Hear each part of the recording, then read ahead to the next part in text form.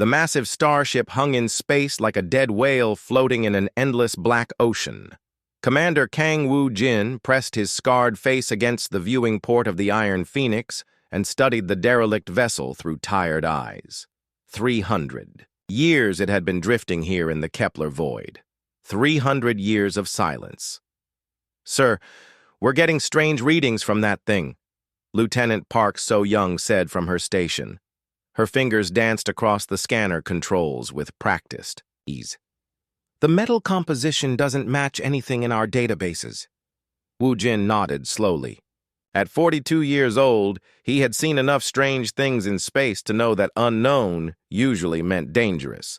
His left arm was cybernetic from the elbow down, a reminder of the Battle of Proxima Station where his entire unit had died. The metal fingers flexed as he remembered that day. "What kind of readings?" he asked. "Energy signatures that shouldn't exist. The ship appears completely dead, but there's something active deep inside, something waiting." Sergeant Lee Dong-hyuk looked up from the weapons console. He was younger than Woo-jin by 10 years, but his eyes held the same weariness that came from too many battles. "Could be a trap, Commander. Pirates sometimes use derelicts as bait." Woo-jin considered this. The Terran Hegemony War had ended 5 years ago, but space was still full of desperate people doing desperate things. Still, something about this ship called to him.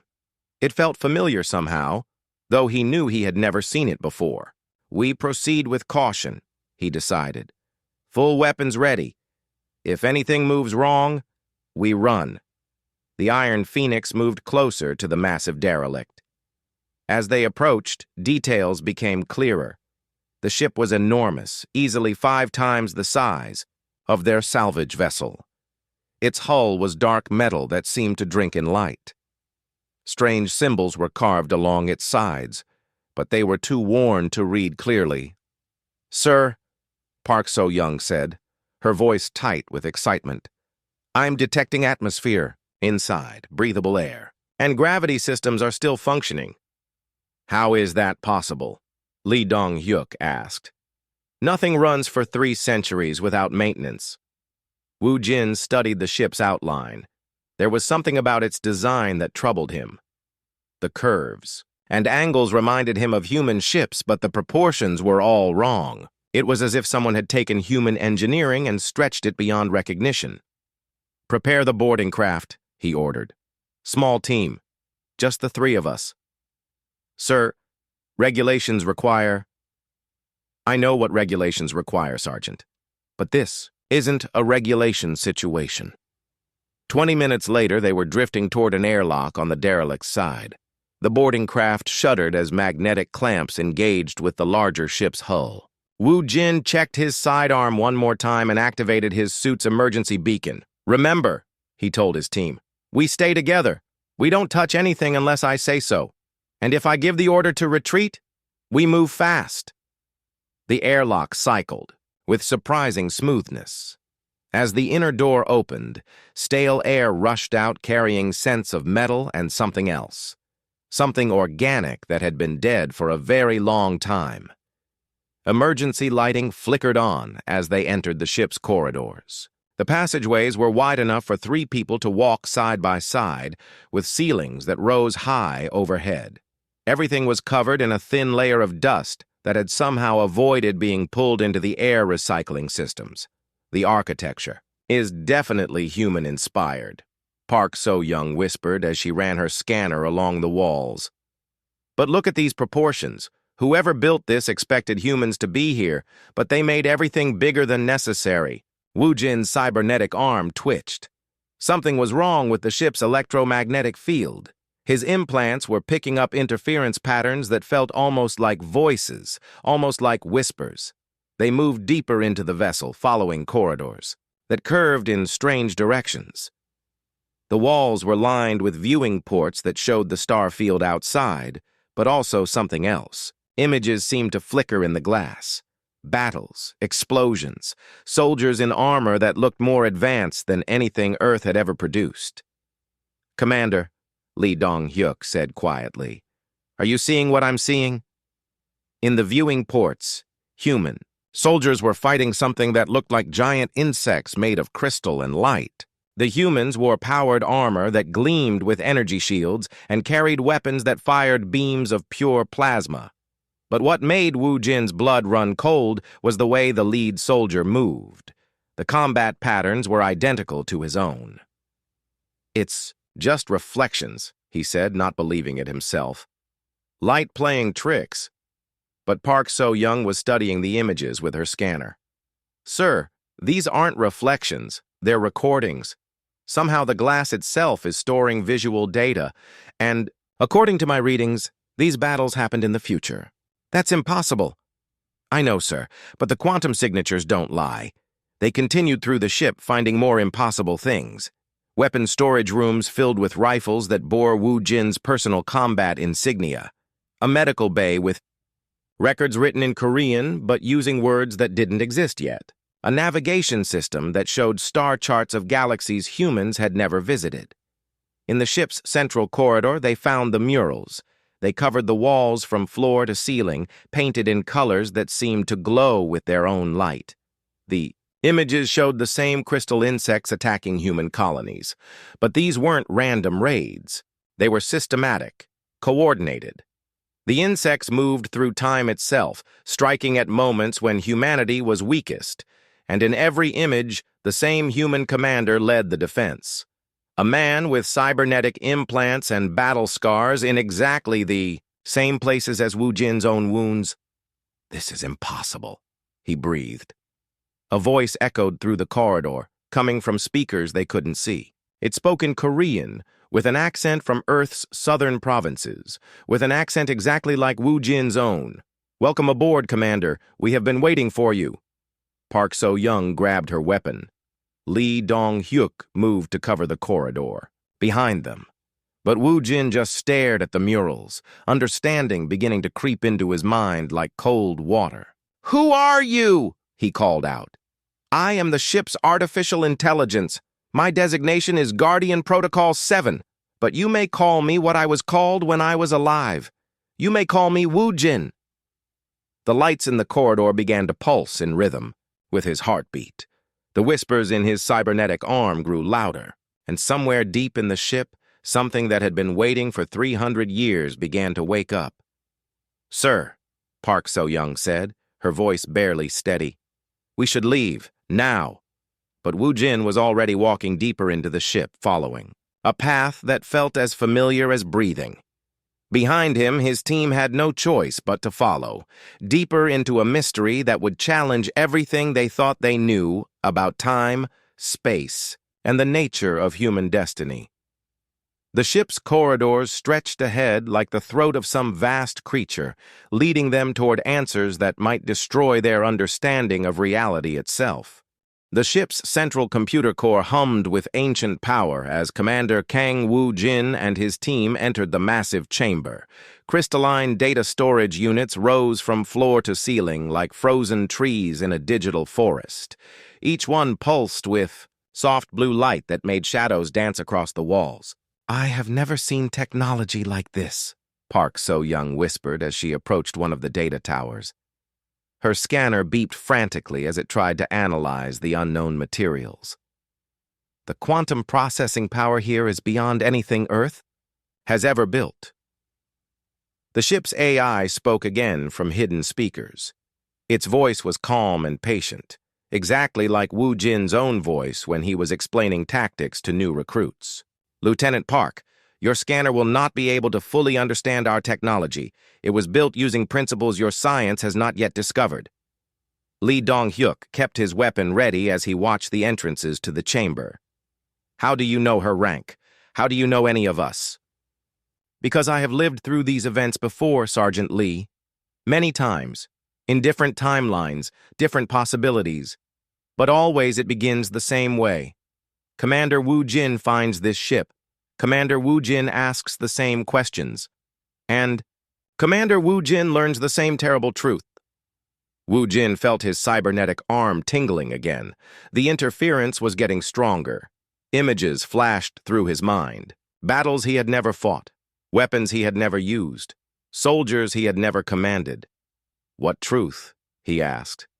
"That time is not a river flowing in one direction.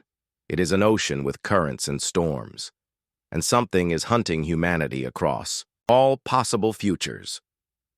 A holographic display materialized in the center of the chamber. It showed a three-dimensional map of space and time, with glowing lines connecting different points. Most of the lines were golden, representing normal timeline flows, but some were dark red, like infected wounds in reality itself. "These red lines represent temporal intrusions," the AI explained. "Points where beings from outside our timeline have entered to change history. They are systematic, coordinated, and they all have the same target." The display zoomed in on Earth's timeline. Dozens of red intrusion points appeared, scattered across the past 500 years. Each one corresponded to the death of a human military leader or the destruction of a human colony. "They are eliminating humanity's greatest defenders before they can rise to prominence," the AI continued. "Your species has a gift for adaptation and survival that threatens them, so they strike at the source." Park So-young was recording everything with her scanner. "But this is impossible. Time travel is theoretical at best. The energy requirements alone would be... The beings you will come to know as the Devourers mastered temporal manipulation millions of years ago. They have consumed entire species across multiple timelines. Humanity would have been just another meal, except for one thing." "What thing?" Wu Jin asked, though part of him already knew the answer would change everything. "You, Commander. In the original timeline, you lived 7 more years. You became the greatest military strategist in human history. You united the scattered colonies and built a defense force that actually hurt the Devourers, so they went back in time to kill you at Proxima Station." The holographic display showed the Battle of Proxima Station from an angle Wu Jin had never seen. He watched his younger self leading the charge against hegemony forces. But this time, he could see something else. Creatures made of crystal and shadow moved through the battle, invisible to human sensors. They guided enemy fire toward his position. They made sure his unit was cut off from reinforcements. "But you survived," the AI said. "Against all probability, you survived. Your cybernetic arm is proof of their interference. In the original timeline, you were never wounded at Proxima." Lee Dong-hyuk lowered his weapon slightly. "This is insane. You're saying invisible aliens traveled back in time to kill our commander, but failed?" "Not failed, Sergeant. Delayed. They have tried 17 different approaches across multiple timelines. Each time, Commander Wu Jin survives through some combination of skill and luck. Each time, he eventually becomes the leader who threatens their plans." Wu Jin stared at the holographic battle. Watching his own soldiers die while crystal shadows guided their destruction made him feel sick. "If this is true, why are you telling me? Why not just let me live in ignorance?" "Because ignorance will not save humanity this time. The Devourers have learned from their failures. They are coming directly, not through time, not through manipulation. They will arrive in 3 years, with a full invasion force." The display changed to show Earth's solar system. A massive fleet of crystalline ships was approaching from deep space, moving faster than anything should be able to travel. 3 years from now, they will attack every human world simultaneously. Without preparation, without warning, humanity will fall in 6 months. The colonies will burn, Earth will be consumed, and the timeline where humans become a galactic power will be erased forever. Park So-young was studying readouts from her scanner. "Commander, I'm detecting temporal distortion. Fields throughout this ship. Whatever this technology is, it's creating ripples in space-time just by existing." "The ship is a temporal anchor," the AI explained, "built by humanity's descendants in a timeline where we won the war against the Devourers. They sent it back, to this moment, carrying the knowledge and weapons needed to change the outcome." Wu Jin walked closer to the holographic display. The approaching Devourer fleet looked like a swarm of crystal insects, each ship the size of a city. "Why me? Why not send this information to Earth Command? to the president, to someone with actual authority, because you are the only one who will believe it, the only one who will act on it. In every timeline where humanity survives, you are the key. You are the commander who unites the scattered human forces. You are the strategist who finds their weakness. You are the warrior who makes the impossible choice when the moment comes. The AI paused, and when it spoke again, there was something that sounded almost like sadness in its electronic voice. And in every timeline where humanity survives, you die making that choice. Silence filled the chamber. The only sound was the gentle hum of the crystal data cores and the soft beeping of Park So-young's scanner. There has to be another way, Lee Dong-hyuk said finally. Perhaps there is, the AI replied. That is why this ship contains more than just information. It contains weapons, technology, the genetic patterns of humanity's greatest warriors from across multiple timelines. Everything needed to build a defense force capable of standing against the Devourers. And the price? Wu Jin asked. The same as always, Commander. Everything. The holographic display faded, leaving them alone with the humming crystal cores and the weight of impossible knowledge. Outside the ship, stars continued their ancient dance, unaware that the fate of an entire species hung in the balance of decisions made by 3 humans in a chamber full of borrowed time. The ship's AI guided them deeper into the vessel through corridors that seemed to stretch forever.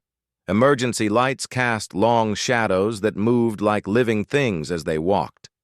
Commander Kang Woo-jin noticed that his cybernetic arm had stopped, tingling. Instead, it felt warm, as if the ship's systems were somehow connecting to his implants. The vault is located in the most protected section of the ship, the AI explained through speakers that followed their movement. It contains the most important items we brought back from the future, items that will determine whether humanity lives or dies. Lieutenant Park So-young was studying readings on her scanner as they walked. Sir, the energy signatures are getting stronger. Whatever is in this vault, it's drawing power from the ship's main reactor. Sergeant Lee Dong-hyuk stayed alert, watching every shadow and doorway they passed. I still don't like this. How do we know this isn't some elaborate trap? Maybe the Devourers built this ship to lure us in, because the Devourers do not understand human psychology well enough to create such a deception, the AI replied. They see only in terms of consumption and destruction. They cannot comprehend sacrifice or hope. They reached a massive blast door that blocked the entire corridor.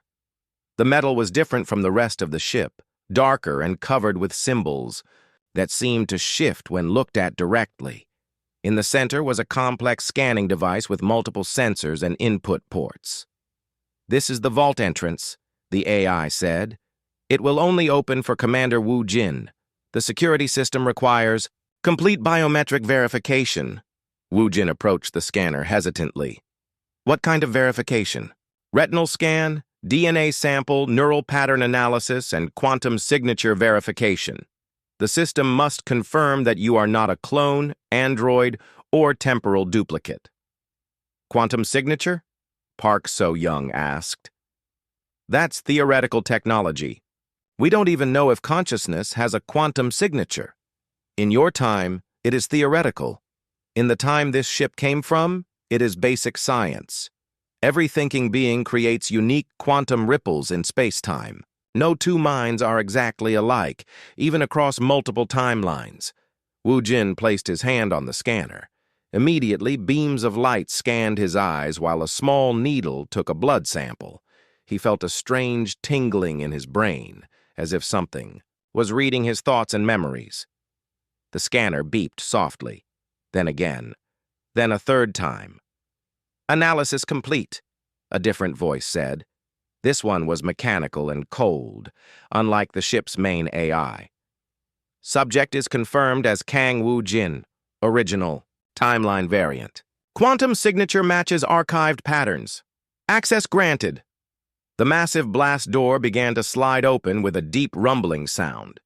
Beyond it lay a chamber filled with soft golden light that seemed to come from the walls themselves.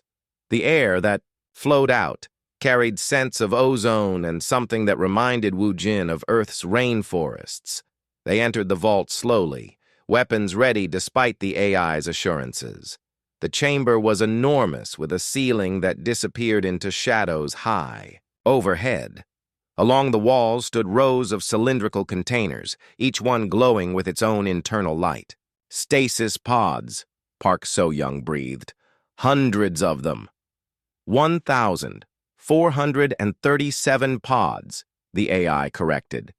Each one contains the genetic material and memory patterns of humanity's greatest warriors from multiple timelines. Soldiers who died fighting the Devourers. Heroes who gave their lives to save others. Leaders who united scattered forces against impossible odds. Wu Jin walked between the rows of pods. Each one had a nameplate written in Korean, English, Spanish, Arabic, and dozens of other languages. Some names he recognized from history books. Others were completely unknown to him. Kim Soo-jin died defending the Luna colonies in Timeline 7. Martinez Elena held the line at Alpha Centauri in Timeline 12. Singh Rajesh saved 10,000 civilians during the evacuation of New Mumbai in Timeline 3. Lee Dong-hyuk was studying the nameplates near the entrance. "Sir, you need to see this." On the nearest pod, the nameplate read, "Lee Dong-hyuk died covering Commander Wu Jin's retreat during the Battle of Titan Station, Timeline 14. Lee Dong-hyuk stared at his own name with wide eyes. "That's impossible. I've never been to Titan Station. There is no Titan Station." "There will be," the AI said quietly. "In 18 months, humanity will establish a mining colony on Saturn's largest moon. The Devourers will attack it as a test of human defenses. In most timelines, everyone dies. In Timeline 14, you bought enough time for 300 civilians to escape." Park So-young found her own name 3 pods down. According to the plate, she died trying to decode Devourer technology during something called the Siege of Earth. "This is madness," she whispered. "We're looking at our own graves." At the center of the chamber stood a raised platform surrounded by quantum computers and holographic displays. On the platform was a single stasis pod, larger and more ornate than the others. Golden light pulsed through its transparent surface in rhythm with a slow heartbeat. Wu Jin approached it despite every instinct telling him to run. The nameplate was written in letters that seemed to burn themselves into his vision. Commander Kang Wu Jin, Supreme Commander of Human Defense Forces, died age 49 during the final assault on the Devourer mothership, Timeline 1 through Timeline 47. Inside the pod lay a man who looked exactly like Wu Jin, but older. His face was lined with scars from battles not yet fought. His body bore wounds from weapons that had not been invented, but his expression was peaceful, as if he had finally found rest after years of war. "He is you," the AI said, "the first version of you, the original who lived through the full timeline and led humanity to victory at the cost of his own life. When the future humans built this ship, they included his body as both shrine and warning." Wu Jin pressed his hands against the pod's surface. The metal was warm to the touch. "How many times have I died fighting these things?" "In 47 timelines, you have died 47 times. In 3 timelines, you survived, but humanity fell anyway. This ship represents Timeline 51, our last attempt to change the outcome." Park So-young was examining the quantum computers around the platform. These systems contain tactical data from all the previous battles, every strategy that worked, every mistake that led to defeat. "It's like having the experience of 50 lifetimes." "That is exactly what it is," the AI confirmed. "The knowledge needed to fight an enemy that has already defeated you dozens of times. The question is whether Commander Wu Jin has the strength to use that knowledge, knowing what it will cost him."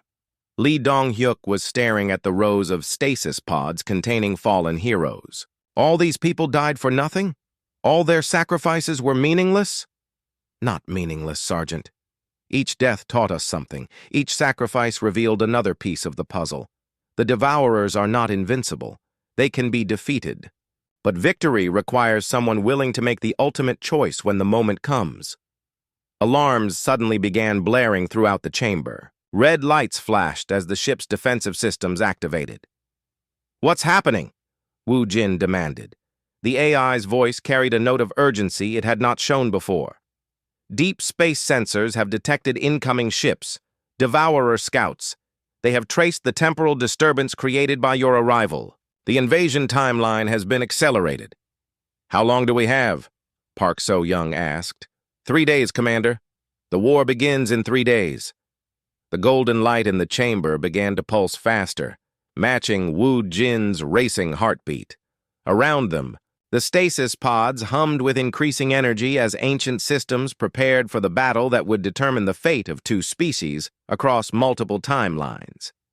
In the central pod, the older version of himself seemed to smile slightly, as if approving of the choice his younger self was about to make. The golden light from the central stasis pod grew brighter as Commander Kang Wu-jin stared at his own face. The man inside looked peaceful, but deep scars covered his arms and chest. Burns from energy weapons that had not been invented yet. Cuts from blades made of crystalline alien metal. A lifetime of war written across skin that would never heal. "Open it," Wu-jin said quietly. Lieutenant Park So-young looked up from her scanner in alarm. "Sir, that could be dangerous. We don't know what kind of preservation system they're using. Opening the pod might damage the body or release toxic gases." "Open it," he repeated, his voice carrying the tone of absolute command that made soldiers follow him into impossible situations. The ship's AI hesitated for the first time since they had boarded. "Commander, are you certain? Once opened, the pod cannot be resealed. The preservation field will fail permanently. I need to see. I need to know this is real." The pod's surface began to dissolve like morning mist. The golden light faded, replaced by the harsh white glare of the chamber's emergency lighting. A soft hissing sound filled the air as ancient gases escaped into the recycling systems. The man inside was definitely Wu Jin, but aged by 7 years of constant warfare. His cybernetic arm was more advanced, with additional modifications that looked like weapon ports and scanner arrays.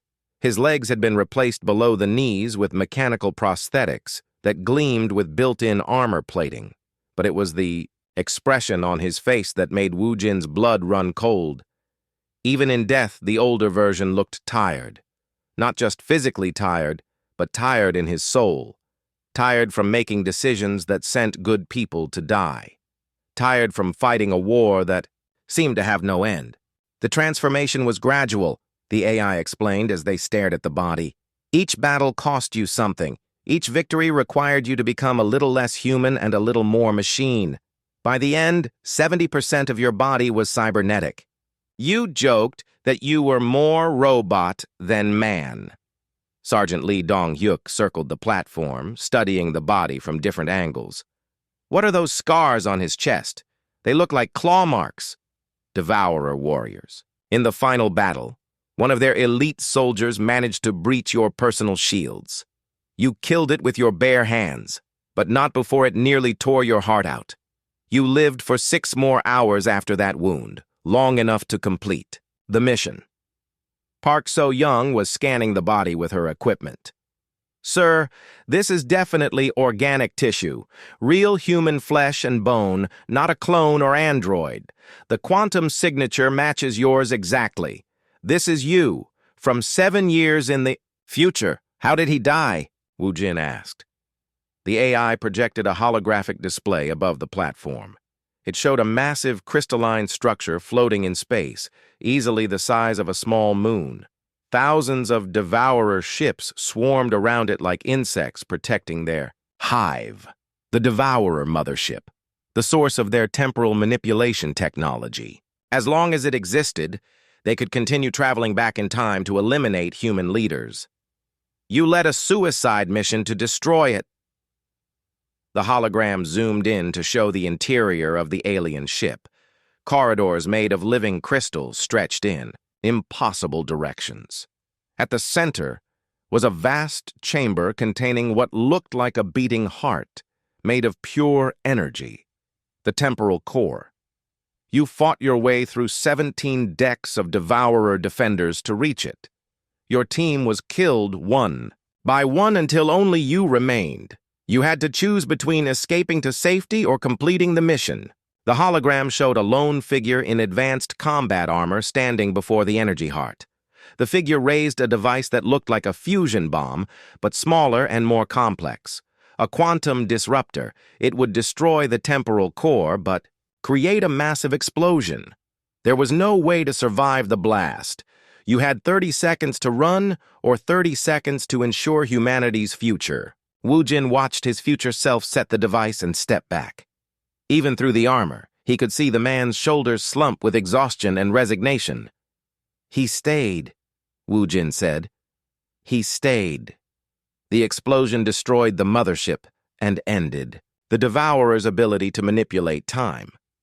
But it also created a temporal shockwave that erased that entire timeline from existence. When the future humans built this ship, they had to reach across the dimensional barriers to retrieve his body. Lee Dong-hyuk was studying tactical displays that surrounded the platform. These show detailed battle plans, attack formations, weapon specifications. It's like having a complete military manual for fighting an enemy we've never seen. That is exactly what it is, the AI confirmed. Every tactic that worked, every strategy that failed, the locations of Devourer weak points, the frequencies that disrupt their shields, everything learned through 47 defeats and one Pyrrhic victory. Park So-young pointed to a series of data crystals embedded in the platform's base. What are those? Memory cores. They contain the actual experiences of every battle. You can literally live through the moments when critical decisions were made. Learn not just what happened, but why each choice was important. And the cost of using this knowledge? Wu Jin asked, though he already suspected the answer. The same as always. The more you learn about your future, the more likely it becomes that you will follow the same path. Knowledge of destiny has a way of making that destiny inevitable. Wu Jin reached out and touched his future self's hand. The skin was cold but felt completely real. In how many timelines do I make different choices? None, Commander. In every scenario where humanity survives, you make the same sacrifice. The variables change, the battles are different. Sometimes you die early in the war, sometimes at the very end, but you always choose humanity's survival over your own. The chamber's alarms continued to blare as the ship's sensors tracked the approaching Devourer scouts. Red lights bathed everything in an ominous glow that made the rows of stasis pods look like sleeping demons. Sir, Lee Dong-hyuk said urgently, we need to make a decision. Do we run back to Earth and warn them? Do we stay here and try to use this technology? Or do we find a third option? Park So-young was downloading data from the quantum computers as fast as her equipment would allow. The amount of information here is staggering. Weapons technology centuries ahead of anything we have. Tactical knowledge that could save millions of lives. But using it means accepting that we're following a script written by dead men.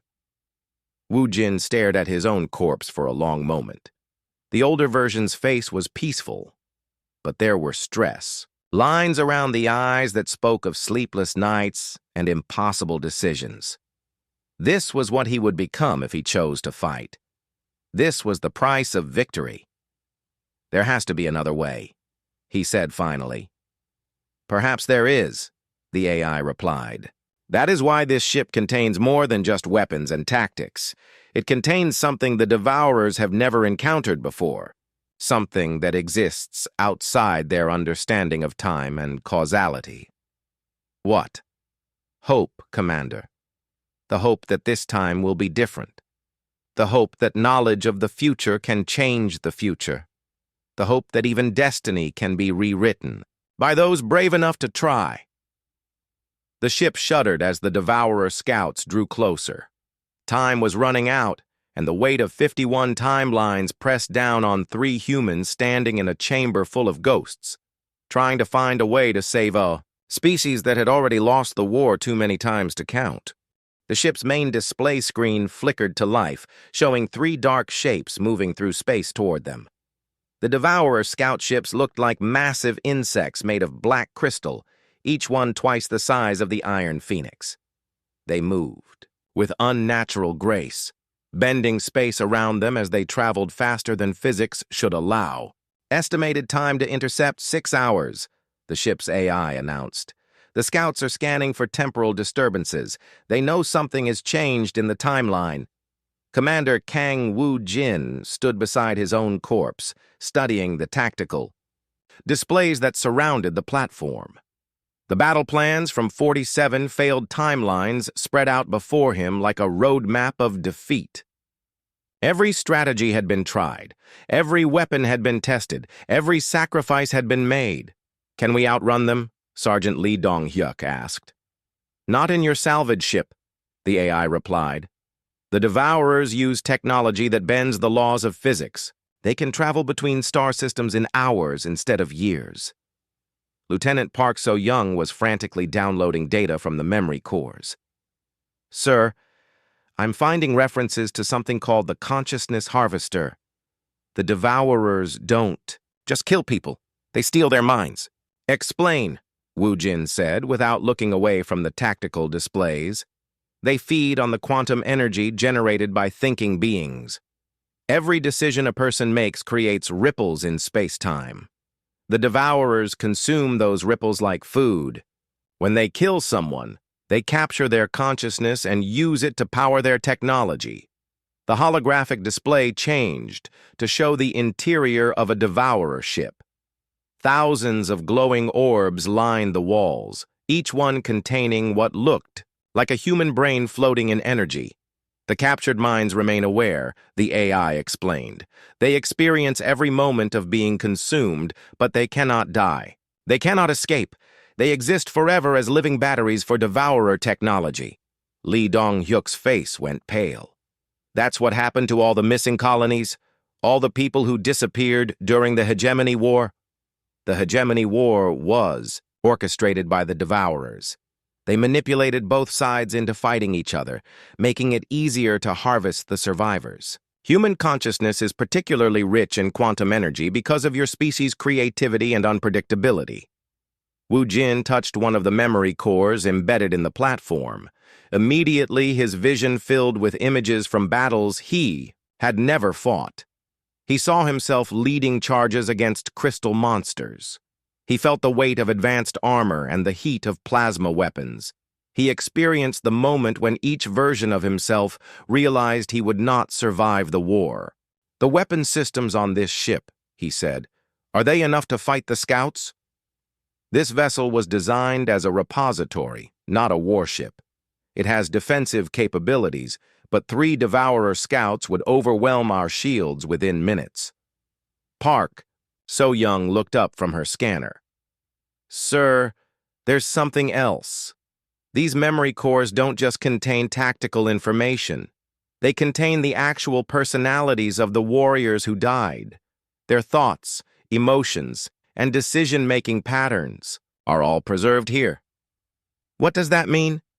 "It means we could potentially resurrect them, not their bodies, but their minds. Create a crew of humanity's greatest warriors to help us fight." The ship shuddered as the Devourer scouts drew closer. Emergency lights began flashing throughout the chamber, casting strange shadows among the rows of stasis pods. "The process is dangerous," the AI warned. "Downloading a consciousness into a living brain can cause permanent damage or death. The human mind was not designed to hold multiple personalities." Woo-jin studied the tactical displays more carefully. In timeline after timeline, he saw the same pattern. Initial victories followed by overwhelming defeat. The Devourers always adapted faster than humans could innovate. They learned from each battle and became stronger.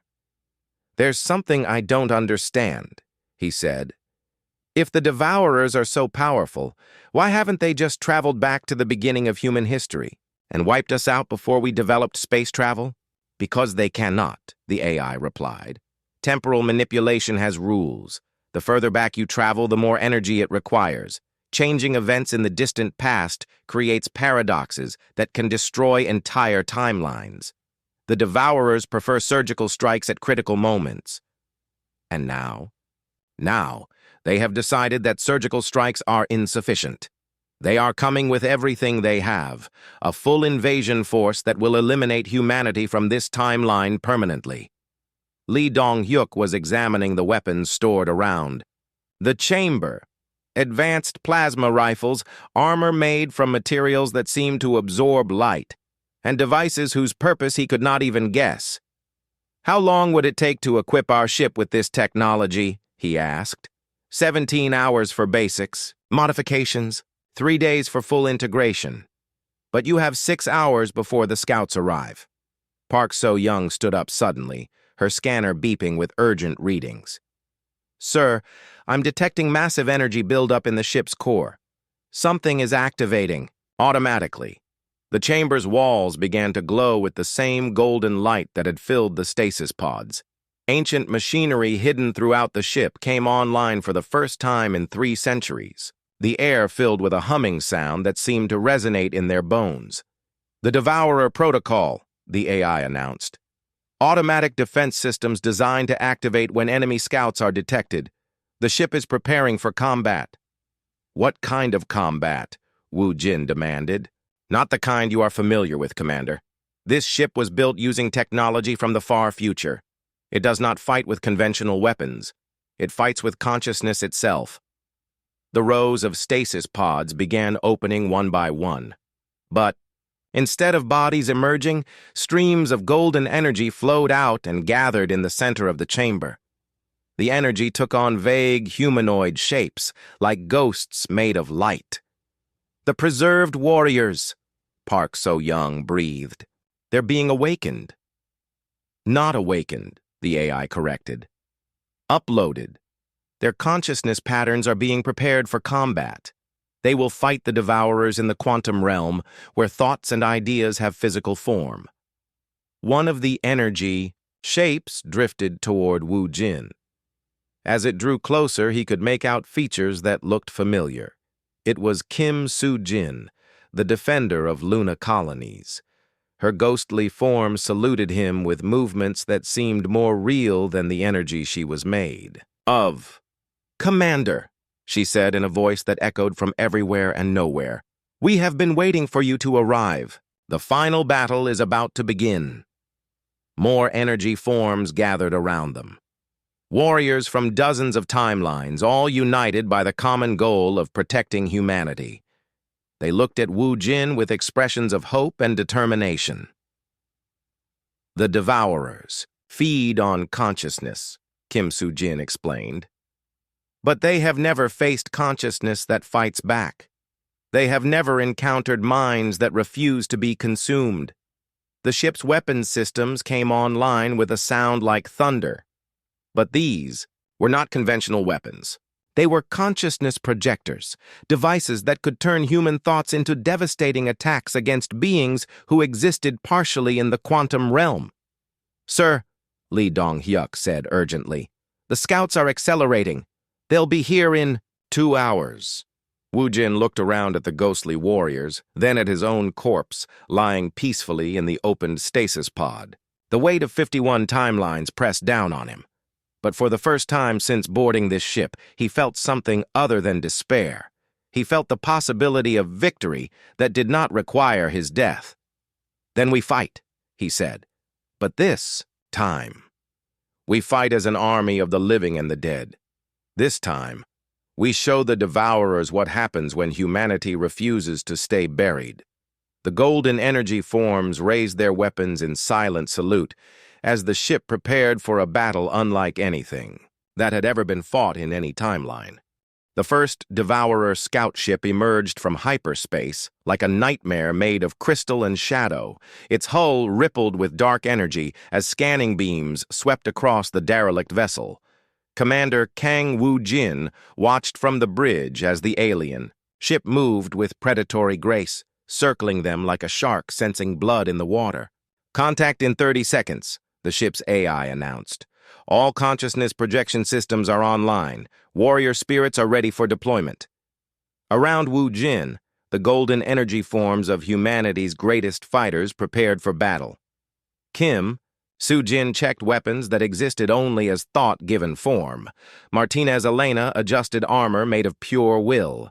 Singh Rajesh flexed hands that could reshape reality through determination alone. "Remember," the ghostly form of his future self said, drifting up from the opened stasis pod. "The Devourers expect us to fight with metal and plasma.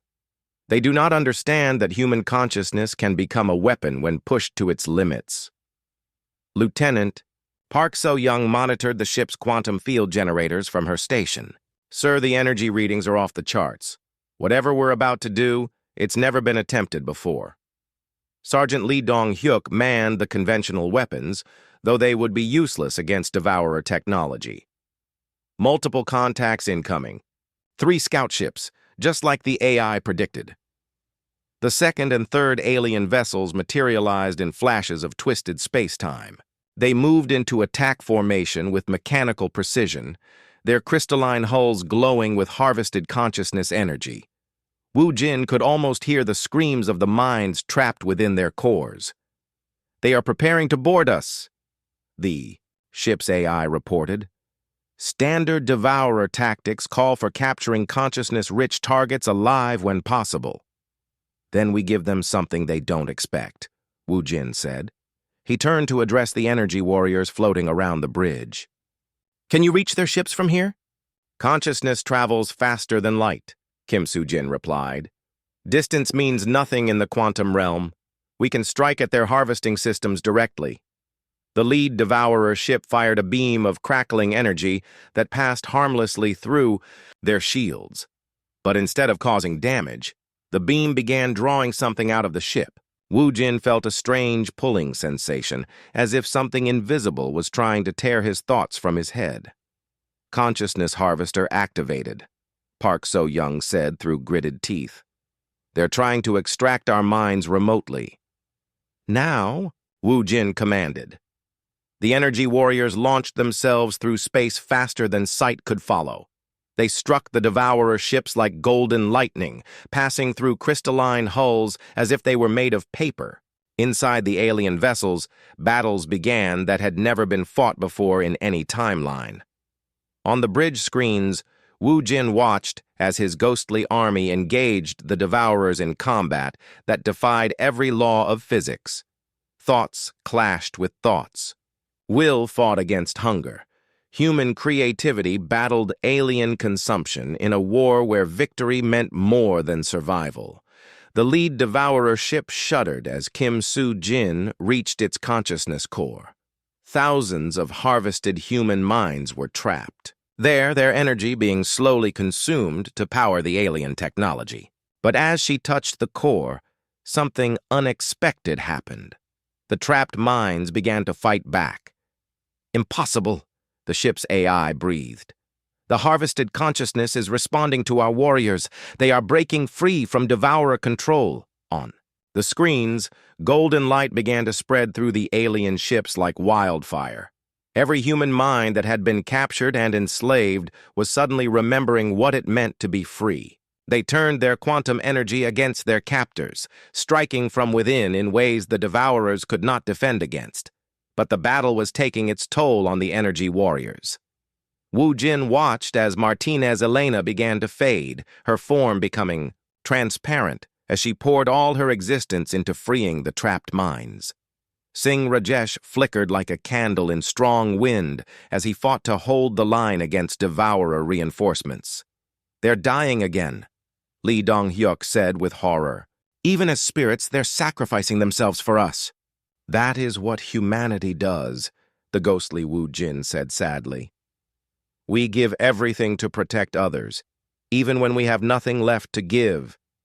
The second Devourer ship exploded in a cascade of released consciousness energy. Thousands of human minds were suddenly free, their quantum patterns streaming back toward Earth like falling stars. But the explosion also consumed half of the warrior spirits, leaving only a dozen of the golden forms still fighting. "Sir," Park So-young called out urgently, "I'm detecting massive energy buildup in the third ship. They're preparing to overload their consciousness harvester. If that beam hits us, it will drain every thinking being within a light year." Wu Jin stared at the remaining alien vessel as it powered up its most devastating weapon. In 47 timelines, this was the moment where he made the ultimate sacrifice. This was where he chose humanity's future over his own life. But this time, he saw a different option. "AI, can you overload our own consciousness projection system?" "Yes, but the quantum feedback would destroy the ship and everyone aboard. The energy release would be equivalent to a small star-going supernova. And it would take the Devourer ships with us?" "Almost certainly. But Commander, that is the same choice you have made in every timeline, the same sacrifice that leads to the same result." Wu Jin looked at his future self's ghostly form. The older version nodded slowly, understanding what his younger self was thinking. "Not this time," Wu Jin said. "This time, we break the chain." Instead of preparing to sacrifice himself, Wu Jin did something no version of himself had ever done before. He opened a communication channel to the Devourer ships. "I know you can understand me," he said. "I know you study every species before you consume them. You want our consciousness? You want our quantum energy? Then take it, all of it, right now." He activated every consciousness projection system on the ship simultaneously, but instead of using them as weapons, he used them as bait. Every human mind on the vessel began broadcasting their thoughts and memories directly at the alien ships. The Devourers could not resist. They opened their harvesting systems wide, trying to consume the flood of consciousness energy being offered to them. But they made a fatal mistake. They tried to harvest Wu Jin's memories of 47 different timelines all at once. The alien minds, designed to consume linear consciousness, could not process the paradox of experiencing multiple versions of the same event simultaneously. Their quantum processors overloaded as they tried to understand how one man could die 47 different ways while still being alive. The feedback loop spread through their entire fleet. Every Devourer ship connected to the harvesting network began experiencing the same impossible memories. Their hive mind fractured as it tried to reconcile contradictory realities. One by one, the alien vessels began to tear themselves apart from the inside. "The consciousness overflow is spreading through their quantum network," Park So-young reported with amazement. "It's reaching every Devourer ship in this sector of space." On the screens, they watched as the crystalline predators that had terrorized humanity across multiple timelines simply stopped functioning. Their technology, based on consuming simple linear consciousness, could not handle the complexity of human experience multiplied across infinite possibilities. The ghostly warriors began to fade as their task was completed, but they were smiling. Kim Soo-jin saluted one final time before dissolving into golden light that streamed toward the stars. "It is done," the future Wu Jin said, as his own form began to disappear. "For the first time in 51 attempts, humanity wins without losing, its greatest defender." As the last of the energy warriors faded away, Wu Jin felt something he had never experienced before. The weight of predetermined destiny lifted from his shoulders. The whispers in his cybernetic arm fell silent. For the first time since boarding this ship, the future was unwritten. "Sir," Lee Dong-hyuk said quietly, "what do we do now?" Wu Jin looked at the empty stasis pod where his own corpse had lain. Then he looked at his friends, alive and whole, and free to make their own choices. "Now we go home," he said. "We tell Earth what we learned. We prepare for whatever comes next, and we do it together, without anyone having to die to save everyone else." As the Iron Phoenix detached from the ancient vessel and turned toward home, the derelict ship powered down its systems one final time. Its mission was complete. Humanity was free to write its own future among the stars, protected not by the sacrifice of heroes, but by the power of human consciousness to transcend every limitation placed upon it. In the depths of space, the Devourer fleet drifted silent and broken, defeated not by superior weapons or tactical brilliance, but by the simple human refusal to accept that some problems could only be solved through death. The war was over, and for the first time in any timeline, everyone got to go home.